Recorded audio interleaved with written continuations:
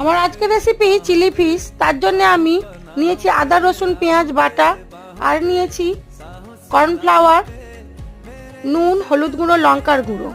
প্রথমে আমি মাছটাকে ভালো করে ম্যারিনেট করে নেব সব কিছু মশলা দিয়ে।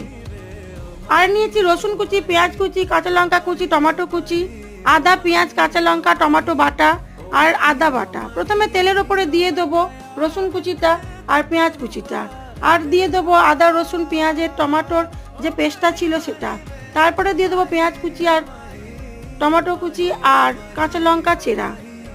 তারপরে দেবো সয়া সস, টমেটো সস, স্বাদ মতো নুন, চিকেন 65-এর মশলা অল্প, দেবো গুলে রাখা কর্নফ্লাওয়ারটা দিয়ে গ্রেভি তৈরি করে নিয়ে মাছগুলো দিয়ে মিডিয়াম আঁচে বেশ কিছুক্ষণ হতে দিলেই হয়ে যাবে চিলি ফিশ। আমার এই ভিডিওটি যদি ভালো করে দেখতে চান তাহলে বড় ভিডিওটি চ্যানেলে আছে, দেখে নেবেন।